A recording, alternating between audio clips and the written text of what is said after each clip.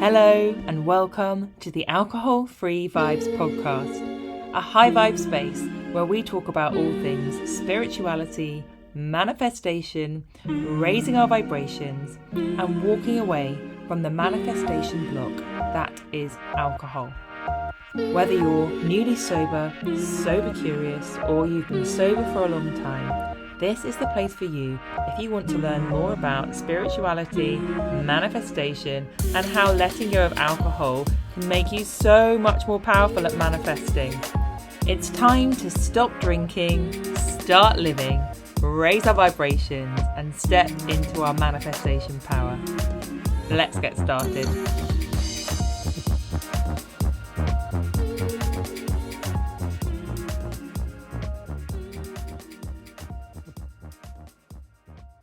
Hello, and welcome to another episode of the Alcohol Free Vibes podcast. How are you? How was your weekend? I must admit, I am pre-recording this intro, so I'm recording this on Monday the 2nd of October. But this episode will be released, of course, this time next week. And I know that at the time that you're listening to this, I'm probably exhausted because I will have just finished the Longmynd hike, which is a 50-mile through the night hike, which if you've been listening to previous episodes you will know I've been preparing for a while, so you can chuckle to yourselves whilst listening to me now, knowing that I'm probably walking around like the Tin Man or lying in bed feeling very, very tired. And I will let you know in next week's episode how it went and how I'm feeling as a result. And I'll promise to tell you any funny blips that happen, of course, along the way, which is, all part and parcel of it. It's all part of the fun, right? In this week's episode, I am interviewing the wonderful Steph from the Sober Effect podcast, if you've listened to that.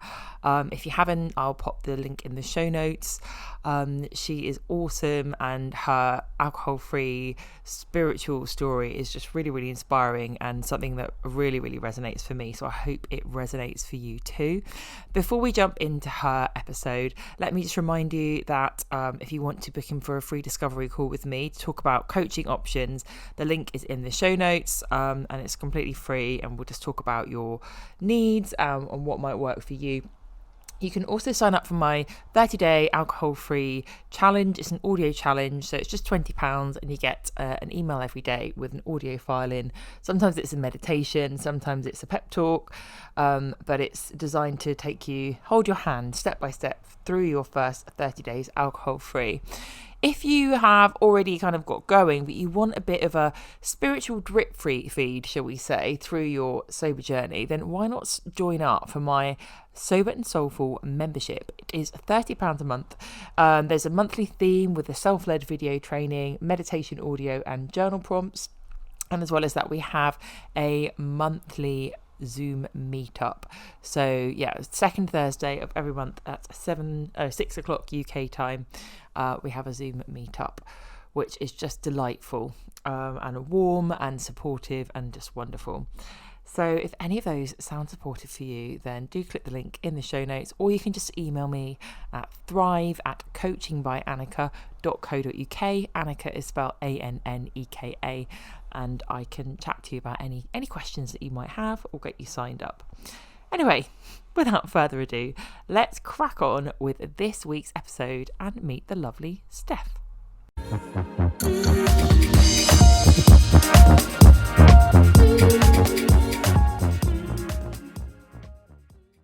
Hello, Steph. How are you today? I am good, Anneka. How are you? Really good. And I'm so chuffed to have you on the podcast. And for those of our listeners that don't know who you are yet, would you like to give yourself a quick introduction? Yeah, my name is Stephanie. I go by Steph quite often. I live in Omaha, Nebraska. Mother, wife. I have a 15-year-old daughter who I just recently started homeschooling, so that's been a fun adventure. And gosh, I don't know. I'm 21 months sober. Amazing. So So some good. might know me from the sober community on Instagram. My handle is This Is Steph Sober. So some people might know me from that. But yeah, I'm just Excited to be on the podcast with you today and talk about spirituality because it's one of my favorite topics. Me too. And also, for anyone listening, if you've heard the podcast, The Sober Effect, and you recognize this voice, Steph is also the co-host of The Sober Effect as well. Yes. Very modestly, kind of did mention that. Yes. Thank you. So yeah, Steph and I have connected because we both are very similar in terms of our just love and awe of the spiritual world. Yeah. So, where should we start? Would you like to start with the beginning of your spiritual journey or the beginning of your sober journey, Steph? Which one comes first? Actually, my spiritual journey Yeah. came first, and it was a crazy time because I literally thought I was going to die. Um, I started seeing the number 34 everywhere. And prior to that, I wasn't a very spiritual person. I was raised Catholic. So, and I had gotten away from that religion probably, I would say, a good 5 years before this started happening. Yeah. I just felt it was too restrictive and it made no sense to me, like why there was so much guilt and shame wrapped up in a religion where I feel like religion should be something that you go to for comfort and to feel good. And so I stepped away and yeah, I started seeing the number 34. And I'm talking like every hour on the hour, it would be like 34 minutes after the hour. And it was starting to freak me out. And I would see it in other things too, other numbers, anywhere there would be a number that would come up. And I'm like, and at the time I was 33 years old. So I was freaking out. And I instantly, because I think anytime you go through a spiritual awakening or you hear spirituality or you hear spirit, you think ghosts, you think bad, right? Like when you're not awakened to it yet, you just automatically think something's out to harm you or you go into a negative place with it. So I remember telling my husband, I keep seeing this number and I think it's trying to warn me that something bad's going to happen when I turn 34 or I'm going to die when I turn 34. Like I just couldn't get out of this negative feeling about it. And then things just were going really well in my life around that time. And I started kind of like noticing the number wasn't as consistent. Like after I called it out, it wasn't happening as often. But when it was happening, it was really obvious. It was happening in a moment where I was feeling really good or when something really positive was happening. So I think that's how it just kind of evolved into, okay, something, this isn't bad. I turned 34, like nothing dramatic happened. And it was probably a few years later, I started reading some more like spirituality type books. I can't tell you, I can't put my finger on like this specific thing got me going. I think it was just, I started taking samples of things or experimenting with different ideology and things like that. But yeah, I read The Universe Has Your Back. And I believe it was, I've read a couple of her books. I can't, so they start to like mesh together. And so I could be wrong, but one of them said to have a sign with Yeah. your spirit guides. And I was like, well, I think I already have one. Like instantly 34 came to my head. And I was like, so I declared that. And so that has just always been, it's still to this day. Anytime I see 34, I have an agreement with my guides that I'm supposed to tune in to the present moment. What was I thinking about at that moment when I seen that number or what was going on? Because it's like them acknowledging or reassuring me that like things are going well. You're on the right path. You're making the right decisions. Amazing. So it's kind of like confirmation. If you're thinking, oh, I feel like this is a really good thing for me to do, and maybe I should do this, and then you see 34 and it's like a thumbs up, right? From your It is spirit like a guides. thumbs up. Yeah. Yeah. Or That's if I just start seeing it a lot, I yeah, know something's coming my way. amazing. So sometimes it's just kind of like it starts to just like stir things up for me and get me excited. I'm like, okay, I'm going to keep going. Yeah, it's like these nudges. It's amazing. I love it. Okay, so where did your alcohol-free journey kind of coincide with your spiritual journey then? Okay, so I follow a lot of different spiritual type people on Instagram. Mm. And there was someone that had mentioned alcohol and how it is a negative, um like a block Yeah. for your spirituality. Like it will bring you down. It's really hard to, like, because I was leveling up, I guess is what I'm saying. Mm. And I just felt this need, like I felt stuck in my spiritual journey. I really felt stuck. And so I knew that alcohol was probably an issue, but at the time I was heavily dependent on alcohol just for mental health. I had really bad anxiety. And so I was like, okay, if I can get rid of my anxiety, I can start getting rid of the alcohol and it'll just open up new things. Mm. So my journey was kind of more, um the I feel like I did things kind of backwards because a lot of people get sober and then they find spirituality, right? But for me, it was like I'd already found it. I just wanted more of it, and I knew there was something blocking me. And actually, I did hypnosis for Yeah. anxiety.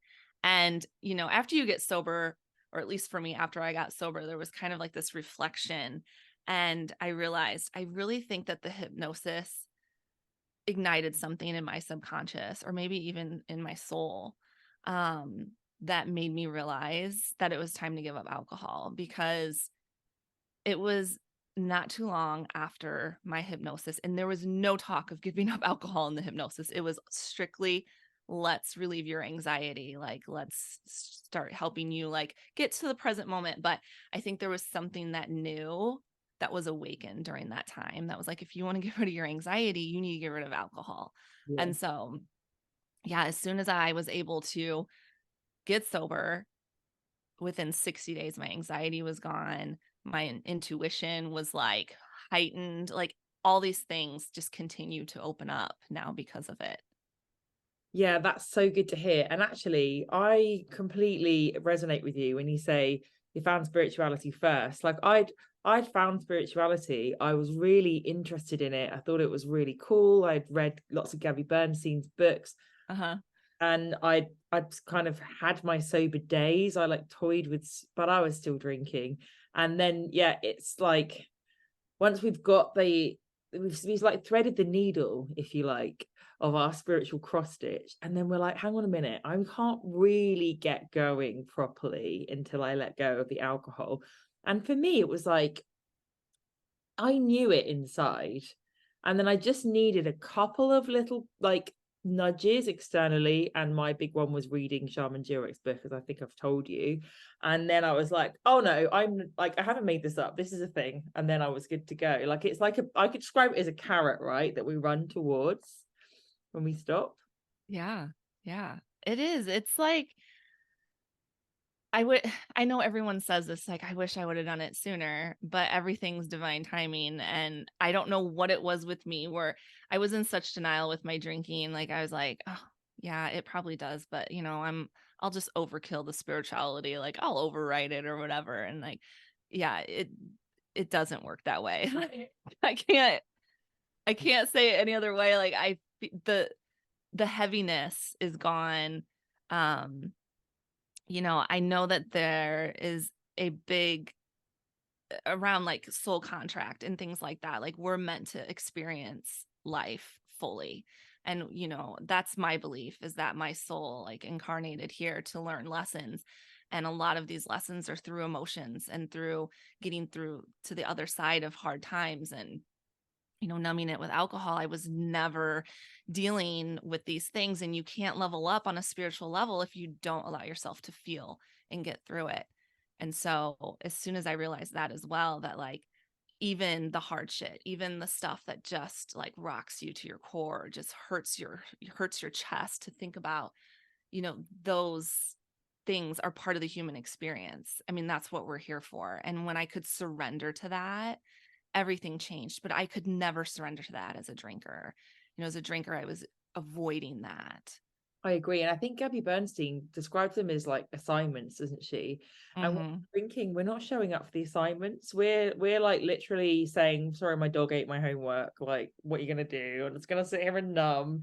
I don't want to do it. Right. And then when we see our these uncomfortable things as, no, this is what we came here for, this is what I signed up for, it's so much easier, isn't it, just to surrender, and it's like surrendering to the divine plan, I suppose. Yeah.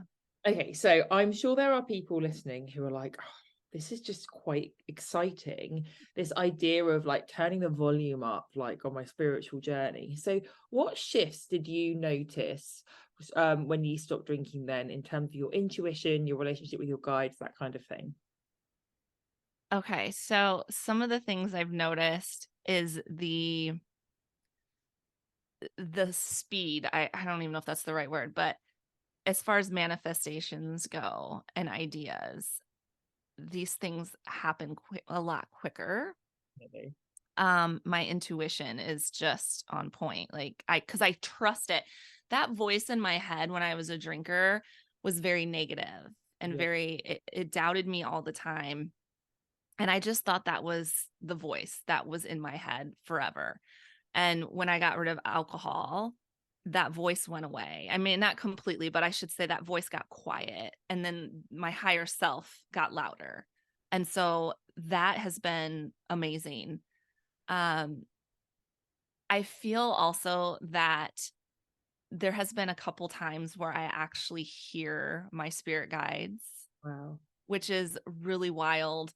It's a really cool experience. It just happened to me again last week, and I know that these things happen right before there's a shift in, where I'm going on my path.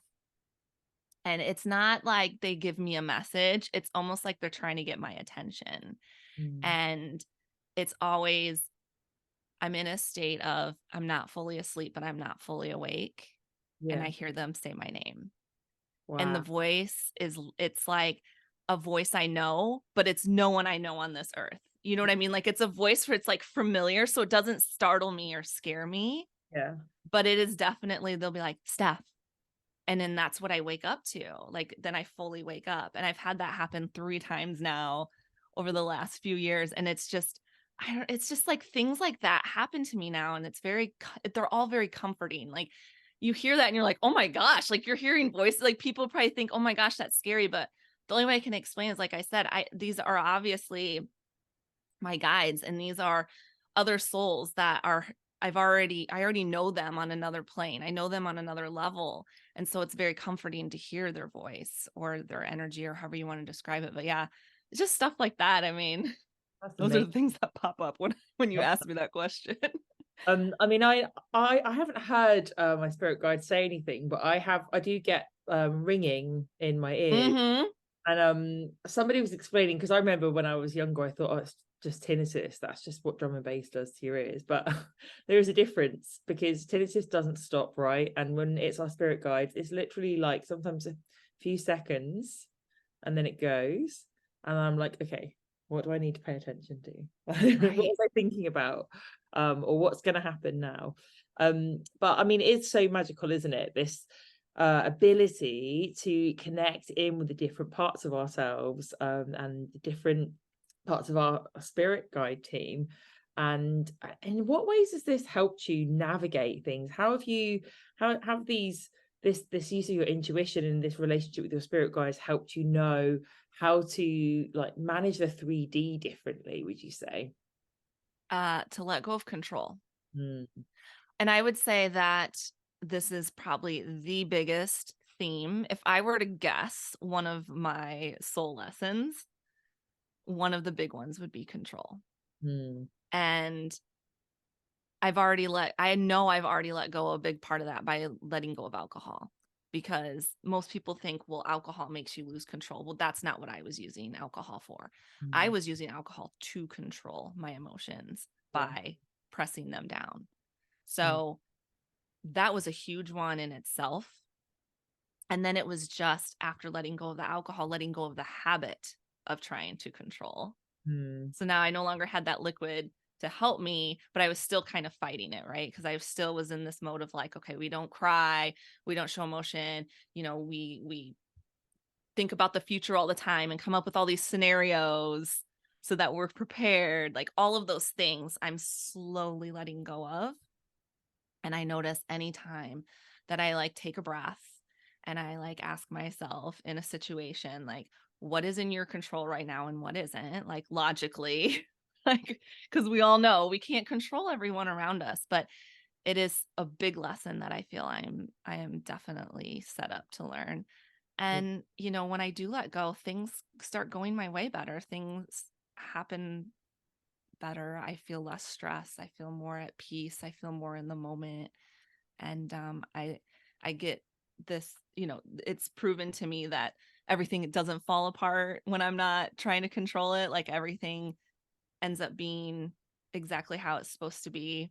I mean, one of the big ones too is just like family coming to me with their problems. I've always wanted to help them and tell them this is what you should do. This is what you shouldn't do. I've always been the one to give the advice and then I take on the problem, like if they're having a problem with a partner or whatever it may be. And I just recently have decided, like just recently within the last couple of weeks, have decided to let that go, to Yeah. stop trying to solve their problems because their soul also signed a contract and these are their lessons, not mine. I can be there for them if they want to vent or talk, but that's where it stops with me now. I'm no longer going to like problem solve with them and spend my time even off the phone later like fretting over it, like what can I do to help them, because that's up to them to figure out. I love that. And actually, a kind of reframe for that is really, as you said, it's in their soul contract to go through these things.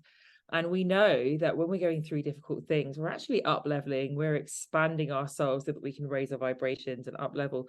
So when we try and take the burden of other people's experiences on, we're actually stealing from them. We're that's their gift. That it's painful, but there's something on the other side for them. And the quicker we let them crack on, the quicker they will get what they need from it and move through it. We're actually being the alcohol and keeping Right. stuck by trying to help them. We're being the numbing agent, right? And I think it's so common. I mean, we've all got different lessons that we came to learn in this lifetime, as we do with all our lifetimes, but it's such a common thread that so many of us are part of this. One of our lessons is learning how to surrender and to let go of control. And for me, I think it comes in so many layers, right? As you say, we let go of one level of control and then we get another one. And as with all healing, it's like peeling back the onion, isn't it? Oh, Yeah. yes. And one thing that I've been really connecting in with, a practice I've been connecting in with recently that I'm just absolutely loving, is really, really taking the motto, which is everything is happening for us, not to us, to a whole new level.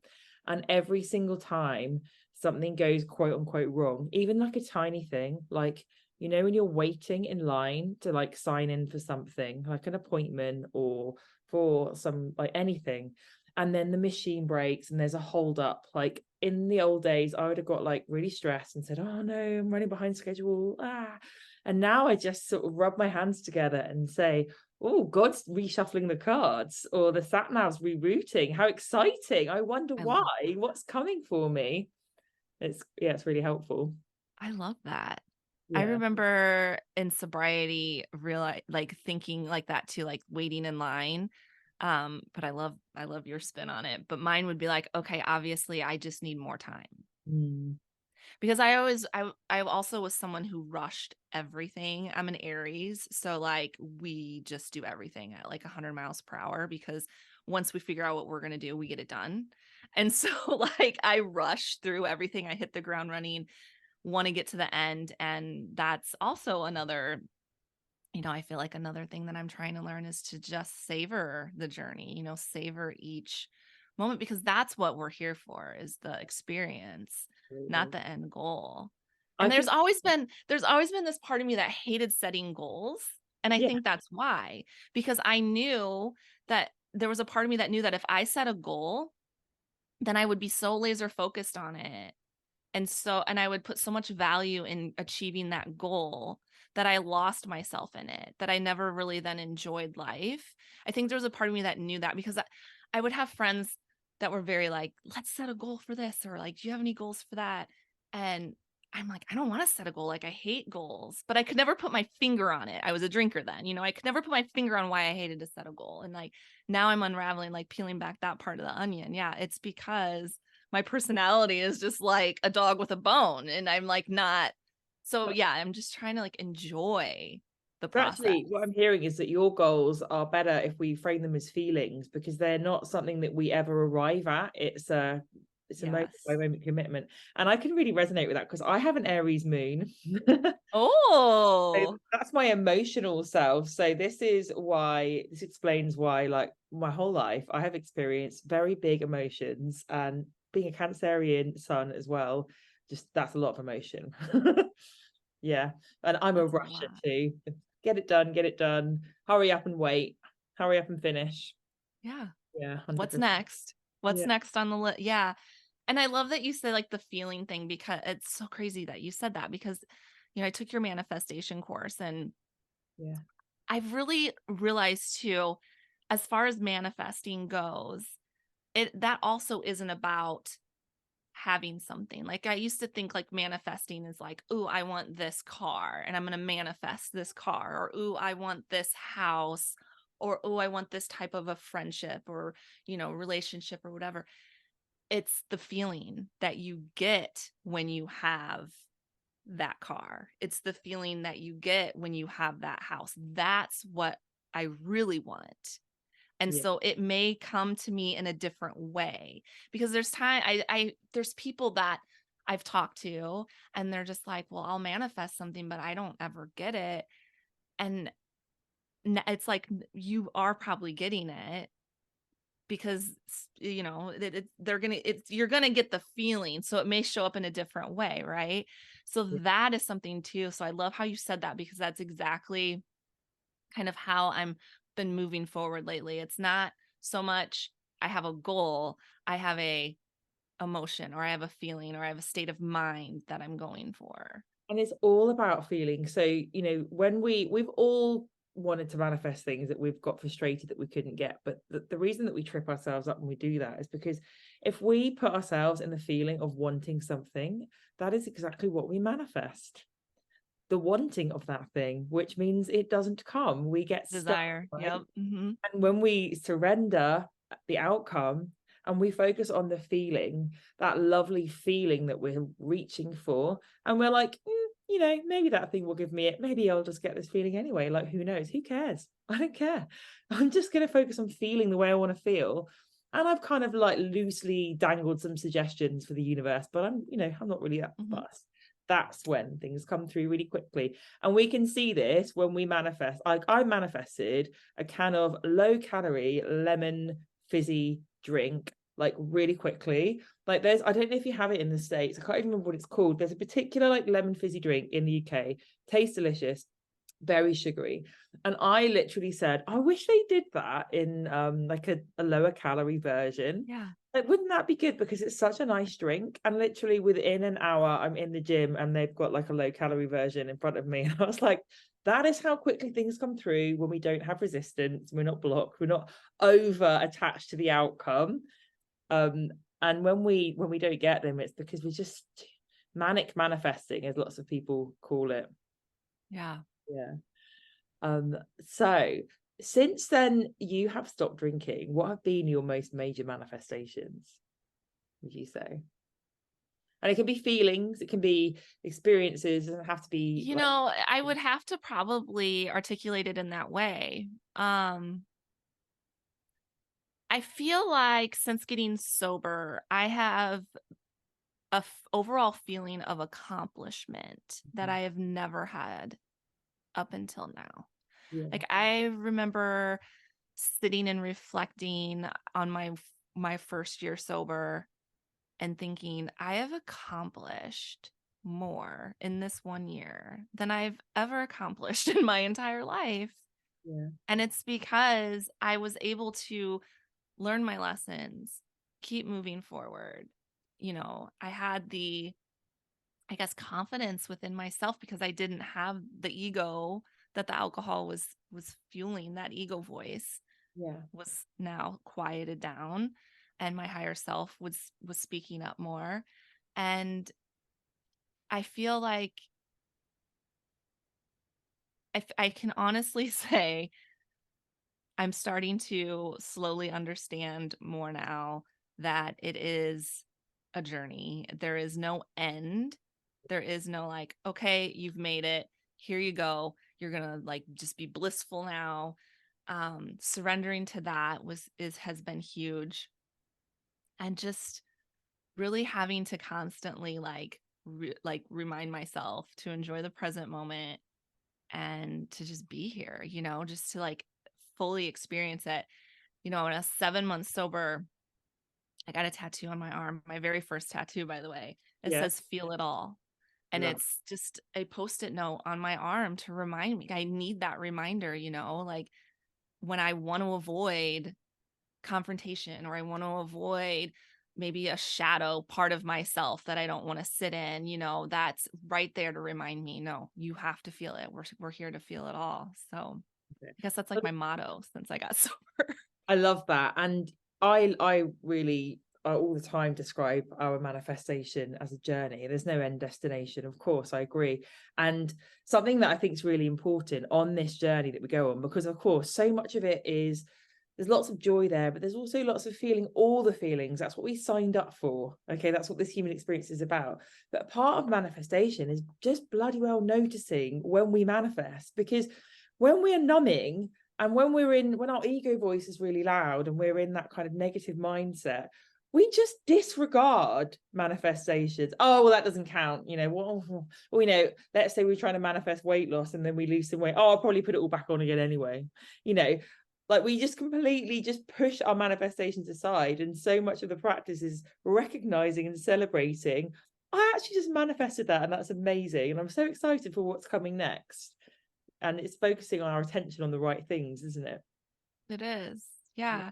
And one thing that I definitely have noticed too is like my relationships have gotten so much better. I've lost some, which has been hard, but it's also part of the process of getting sober. Yeah.